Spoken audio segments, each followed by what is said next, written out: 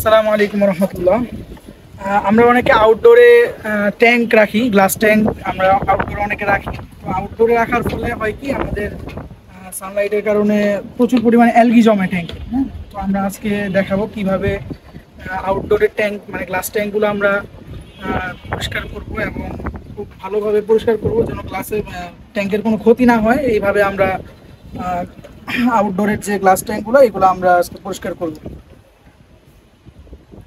আমরা আজকে ট্যাঙ্কটা ক্লিন করব। এদিকে আসো দেখাই।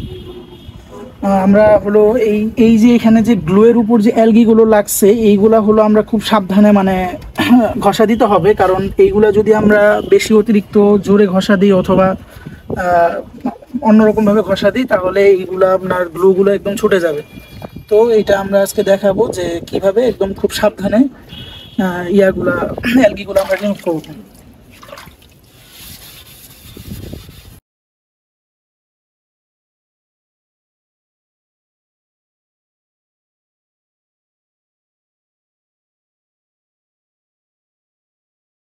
আমাদের মোটামুটি ইয়া করা শেষ, ট্যাঙ্কের সারফেসটা মোটামুটি ক্লিন করা শেষ। এখন আমরা এটা পানি দিয়ে ওয়াশ করব, দেন সেট আপ করা আপনাদেরকে দেখাবো।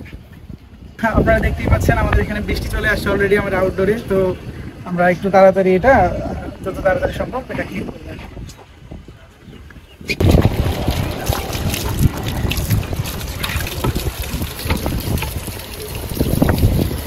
ওই যাতে পাঞ্জাবি লাগান তো ওই যে এর মধ্যে সিলিন্ডার পাশে দেন ওটাই নেন।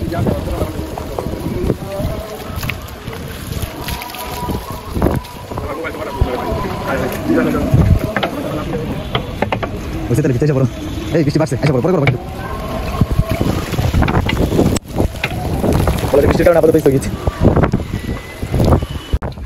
আমরা বৃষ্টির কারণে আপাতত একটু স্থগিত রাখছি, আবার বৃষ্টি একটু কমলে আবার শুরু করবো ইনশাআল্লাহ।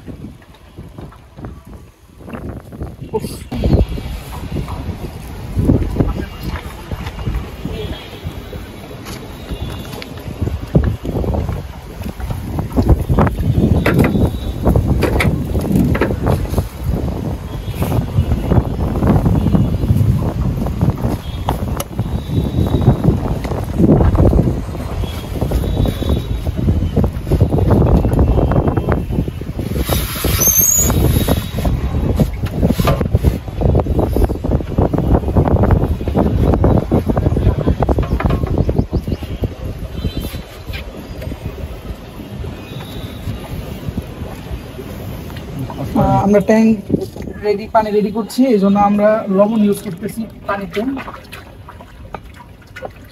কারণ লবণটা মাছের শরীরের জন্য খুব উপকারী।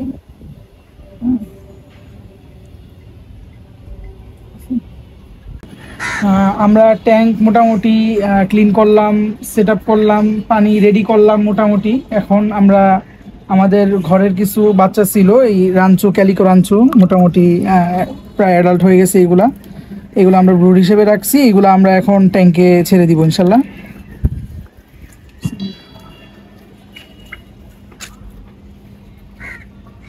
মাছ একদম ফুল হেলদি, এগুলা ব্রুডের জন্য রাখা আর কি। মোটামুটি মাছ ফুল হেলদি একদম। সামনে আবার কোনো একটা ভিডিওতে ইনশাল্লাহ দেখা হবে। আজকে এই পর্যন্তই। আল্লাহ হাফেজ।